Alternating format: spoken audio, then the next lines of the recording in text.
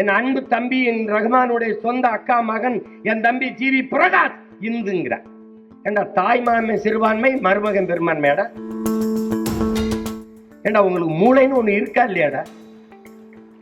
மதத்தை வைத்து எந்த மானுட உலகம் மதிப்பிடுது? எங்க அப்பா இளையராஜா உங்களுக்கு தெரியும் இந்து, சரி இந்து. என் தம்பி யுவன் வந்து இப்ப அவன் இஸ்லாத்தை ஏற்றுட்டான். எங்க அப்பா பெரும்பான்மை, என் தம்பி யுவன் சிறுபான்மையாடா? யாரா சிறுபான்மை? என் அன்பு சகோதரன் ஏஆர் ரஹ்மான் இன்னைக்கு சிறுபான்மை நீ சொல்ற. என் அன்பு தம்பி என் ரஹ்மானுடைய சொந்த அக்கா மகன் என் தம்பி ஜிவி பிரகாஷ் இந்துங்கிற ஏண்டா தாய்மாமை சிறுபான்மை மருமகன் பெரும்பான்மையாடா? எங்க அப்பா இளையராஜா உங்களுக்கு தெரியும் இந்து, சரி இந்து. என் தம்பி யுவன் வந்து இப்ப அவன் இஸ்லாத்தை ஏற்றுட்டான். எங்க அப்பா பெரும்பான்மை, என் தம்பி யுவன் சிறுபான்மையாடா? ஏண்டா உங்களுக்கு மூளைன்னு ஒண்ணு இருக்கா இல்லையாடா? மதத்தை வைத்து எந்த மானுட உலகம் மதிப்பிடுது? இந்த பயலுகளா வெறி வருதா இல்லையா? இதுல வந்து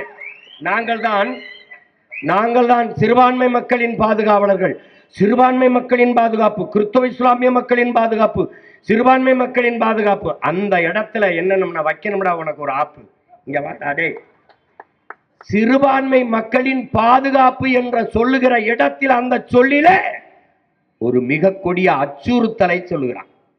சிறுபான்மை மக்களின் பாதுகாப்பு, சிறுபான்மை மக்களின் பாதுகாப்பு. என்னமோ எங்க அண்ணன் தடரையும் சொன்ன மாதிரி ஒரு பாதுகாப்பற்ற சூழலில் எங்களை நீ வாழ வச்சிருக்கியா? அப்ப இந்த நாட்டில் சிறுபான்மை மக்களை எப்படி பாதுகாப்பா கொஞ்சம் சொல்லு. ஸ்பெஷல் போர்ஸ் போடுவியா எங்களுக்கு? இல்ல வீட்டுக்கு 2 வாட்ச்மேன் வைப்பியா? இல்ல நீயே வந்து நிப்பியா? எப்படி பாதுகாப்பா சொல்லு. என்ன பாதுகாப்பு எப்படி சொல்லு? சிறுபான்மை மக்களின் பாதுகாப்பு என்பது என்ன? எப்படி? இப்ப என் தம்பி தங்கச்சி எல்லாம் போகும்போது கூட 2 போலீஸ் கூடவே அனுப்பியா? சிறுபான்மை மக்கள் பாதுகாப்பு பைத்தியம். ஒட்டுமொத்த நாட்டு மக்களின் நாட்டு பாதுகாப்பு, ஒட்டுமொத்த நாட்டு மக்களின் பாதுகாப்பு தான் இங்க இருக்கிற கிறிஸ்தவர், இஸ்லாமியர், இந்து, சீக்கியர், பௌத்தர் எல்லாருக்குமான பாதுகாப்பு.